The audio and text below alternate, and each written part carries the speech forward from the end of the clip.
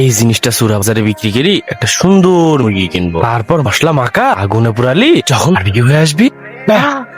রে দেখ ভাই, মাথা গরম করিস না, এটা এখনো বেঁচে যাবে, কিন্তু কিভাবে বেঁচে যাবে এটা এখন ভাবতে হবে। আইডিয়া। আগে তুই বল। না না তুই বল। আরে না, তুই আগে বল। তুই তো আমার আইডিয়া কপি করবি। আরে না না কপি করবো না, তুই বল। আচ্ছা শোন, মনে করে জিনিসটা ভাঙিনি। হ্যাঁ, আরে মনে করে জিনিসটা ভাঙিনি, তারপর একটা ছাগল। ছাগলটা তো দেখি বেড়া ভেঙে এদিকে আসছে। হ্যাঁ কি? ছাগল করবি জানিস তো? জানি।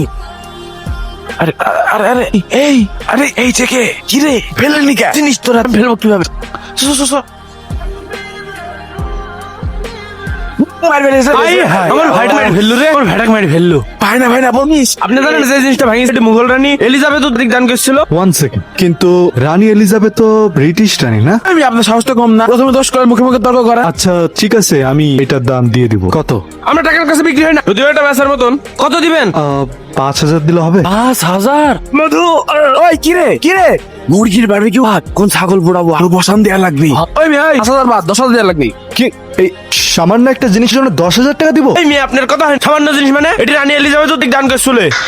আচ্ছা ঠিক আছে, আমরা যেহেতু খুবই সৎ মানুষ, আলিবারে 5,000 মাফ করা যায়। এই ভাই আমারে 20 দেন, কলম কিনা লাগবে।